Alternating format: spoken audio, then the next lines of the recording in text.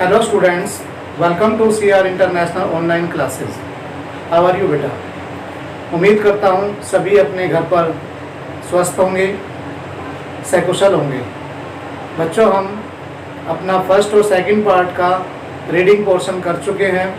First part में हम question answer भी कर चुके हैं। फर्स्ट पार्ट और सेकंड पार्ट के क्वेश्चन आंसर हमने पहले इसलिए किए हैं क्योंकि ये जो चैप्टर है हमारा वो थोड़ा बड़ा है, पार्ट वाइज दिया हुआ है। फोर्थ लेसन में फर्स्ट, सेकंड, थर्ड और फोर्थ पार्ट दिए हुए हैं। तो जैसे स्टोरी लेंदी होती है, लंबी होती है, तो हम जैसे जैसे उसके क्वेश्चन आंसर कर रहे हैं ताकि एक पार्ट हमने रीडिंग किया और एक पार्ट उसी का ही क्वेश्चन आंसर कर लिया। तो इससे क्या होगा कि हमारी जो कंटिन्यूटी बनी हुई है किसमें, चैप्टर के अंदर, वो हम उनके क्वेश्चनों को आसानी से कर सकें। दूसरा, उसी के बाद जैसे हमने सेकंड पार्ट रीड किया, उसके बाद हम आज उसके क्वेश्चन आंसर करेंगे और इसके बाद जैसे ही क्वेश्चन आंसर हम कंप्लीट कर लेंगे, we will start our new third part. अपना थर्ड पार्ट जो नया होगा, मतलब इन दोनों के बाद जो होगा वो स्टार्ट करेंगे। बच्चों, हमने क्वेश्चन आंसर यहाँ पर बोर्ड पर लिखे हुए हैं। आपको इनका हिंदी में अनुवाद कराया जाएगा, इनकी ट्रांसलेशन इंग्लिश टू हिंदी कराई जाएगी ताकि आप, चैप्टर तो आपने अच्छे से पढ़ ही लिया है और चैप्टर पढ़ने के बाद आप क्वेश्चन आंसर भी वैसे तो आप अपने आप से रीड कर सकते थे, फिर भी हमने सोचा कि आपको इनका भी अच्छे से रीडिंग कराया जाए ताकि आपको लर्न करने में कोई प्रॉब्लम ना हो। जो वर्ड मीनिंग आप यहाँ डिफ़िकल्ट आपको लगते हैं, मैं उनका साथ के साथ बताता रहूँगा। आप अपना लिखते हुए उन वर्ड मीनिंग्स के कोई भी मीनिंग, वैसे तो वर्ड मीनिंग इस चैप्टर के लिखवाए हुए हैं, फिर भी इन क्वेश्चन आंसर में कहीं पर भी आपको लगता है, जैसे कोई भी वर्ड लगता है, सेवरल है, जैसे हमारा एक्सीलेंट है, कॉन्फिडेंट है, कहीं पर भी आपको लगता है तो आप उनको पेंसिल से अपनी फेयर नोटबुक पर मेंशन कर सकते हैं। तो बेटा, हम स्टार्ट करने से पहले मैं एक चीज़ और आपको बताऊंगा कि यहाँ पर जैसे मैंने पहले भी बता चुका हूँ कि हमने क्वेश्चन को पूरा कंप्लीट नहीं लिखा है और बार बार आपको यही बताया जा रहा है ताकि आप भूले ना, गलती ना करें। क्वेश्चन को अपनी नोटबुक में पूरा कंप्लीट लिखना है। क्यों लिखना है? क्योंकि जब भी आप अपनी नोटबुक को क्वेश्चन आंसर करने के लिए, लर्न करने के लिए जब भी आप उसको लेकर बैठोगे या लर्न करोगे तो आपको ये अधूरा सा क्वेश्चन लिखा हुआ नहीं मिलेगा। अगर ये ऐसे ही लिखोगे तो आपको फिर वो क्वेश्चन को समझने में बड़ी दिक्कत आएगी क्योंकि आप इस क्वेश्चन को पूरा नहीं लिख रहे हो। हमने यहाँ पर अपना जो बोर्ड का जो साइज है उसी के अकॉर्डिंगली हमने ये क्वेश्चन सिर्फ यहाँ पर बीच में स्किप किए हैं और आपको नहीं करने हैं। और यहाँ पर हमने आंसर को पूरा कंप्लीट लिखा है। और ये आपका जो होगा वो ब्लू पेन से होगा, ये हमारा ब्लैक पेन से, जैसे आप करते आए हो as usual. Now we will start it. Question number first मैं भी अब बुक में से पहले कंप्लीट पढ़ूंगा तभी आपको इसकी हिंदी समझ में आ पाएगी। जो सेकंड पार्ट का फर्स्ट क्वेश्चन है, why did Bipin Babu worry about what Parimal Ghosh had said. Bipin Babu चिंतित क्यों हो गए और ज्यादा जो परिमल घोष ने कहा उससे। तो उन्होंने कहा, Parimal Ghosh gave several examples. Several का मीन्स होता है कई या बहुत से। Parimal Ghosh gave several examples to recall Bipin that he had gone to Ranchi. या बिपिन बाबू पूरा नहीं लिखकर यहाँ पर उसका नाम हमने मेंशन किया है, पूरा कंप्लीट नहीं लिखा है।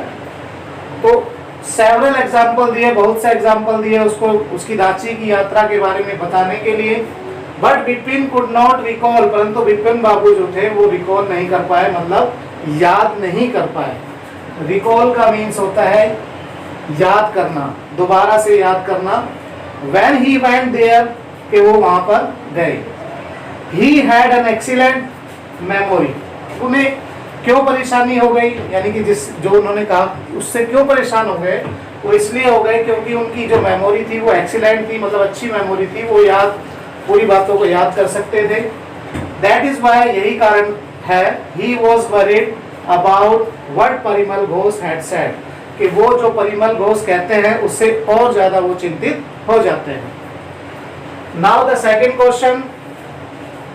Question is, how did he try to decide who was right, his memory or Parimal Ghosh.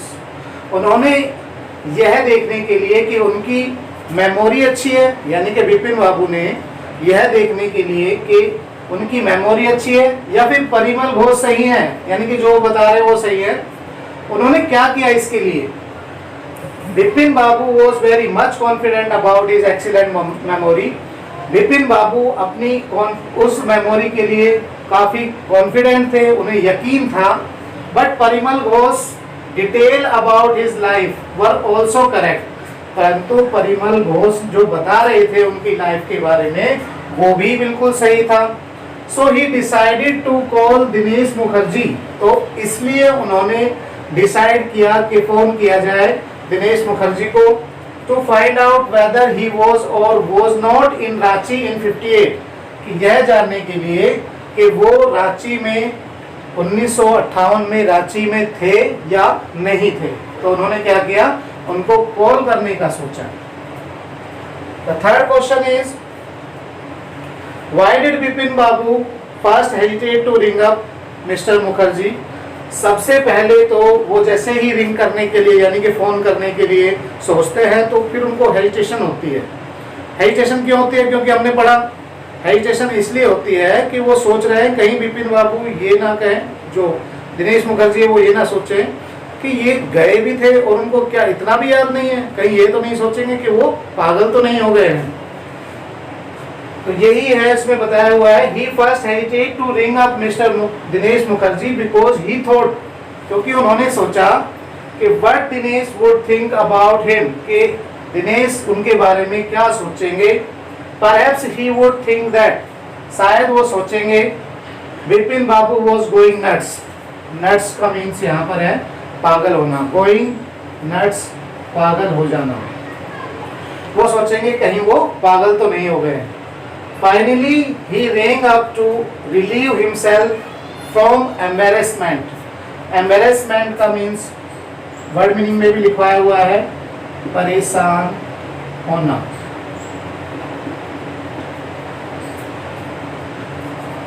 उन्होंने अंत में अपनी उस परेशानी से बचने के लिए उन्होंने रिंग करने का सोचा, यानी कि फोन करने का सोचा।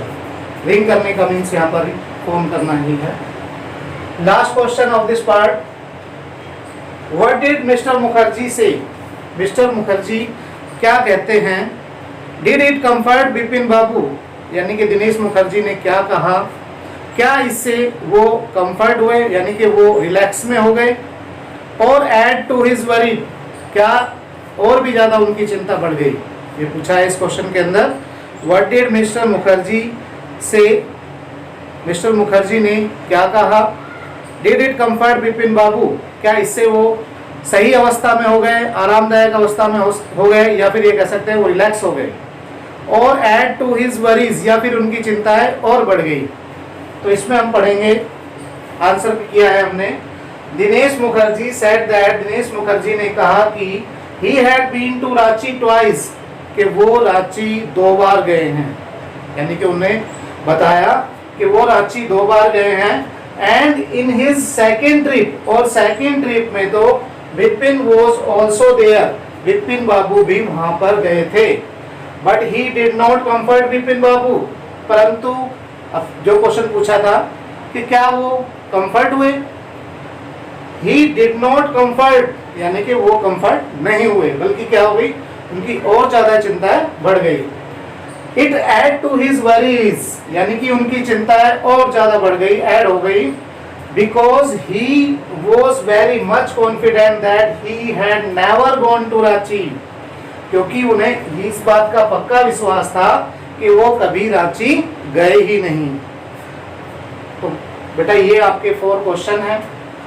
सबसे पहले तो आपको इन क्वेश्चनों को neat and clean fair notebook में लिखना है। सभी ने अपनी नोटबुक बना रखी होगी, उसी नोटबुक में आपको जहाँ पर ये कर रहे हैं आप फर्स्ट सेकंड थर्ड चैप्टर आपने किया है, उसी के बाद आपको नीट एंड क्लीन करना है। इसके बाद इस चैप्टर के अंदर जैसा हमने पढ़ा, जैसे वो फ़ोन करते हैं, फ़ोन करने के बाद उनकी चिंता और बढ़ जाती है, क्योंकि जो चीज़ बताई उन्होंने, जिससे उम्मीद थी कि दिनेश मुखर्जी तो कम से कम ऐसा कहेंगे कि वो वहाँ पर नहीं गए, पर उन्होंने भी ऐसा बताया जैसा कि परिमल घोष ने बताया। अब वो क्या करते हैं, क्या इसके बाद भी कोई नया रास्ता वो निकालते हैं कि वो इस बात को कैसे सिद्ध करें, साबित करें, कैसे सबूत दें परिमल घोष को कि वो कभी रांची नहीं गए। अब जैसे जैसे वो जिससे मिल रहे हैं, उनकी उस यात्रा के बारे में सभी लोग जानते हैं, सिवाय एक के जो कि खुद विपिन बाबू हैं, वो नहीं जान पा रहे हैं, यानी कि उन्हें याद नहीं आ पा रहा है। अब क्या डिसाइड करते हैं, क्या सोचते हैं इसके लिए कि उनको वो चीज़ें याद आए?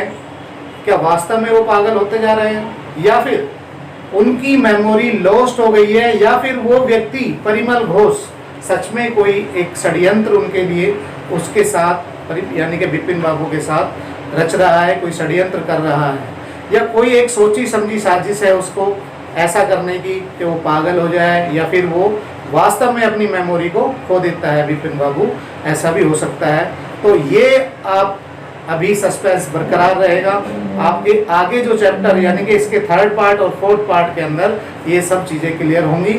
आप ऐसे ही कंटिन्यूटी में अपने चैप्टर को पढ़ते रहिए, वॉचिंग करते रहिए, अच्छे से वीडियो को देखते रहिए, आपको बड़ा इंटरेस्ट आएगा इस चैप्टर में। लास्ट में हम क्लाइमैक्स तक पहुँचेंगे और कंक्लूजन पर भी हम पहुँचेंगे ज़रूर। Thank you, have a nice day, bye bye.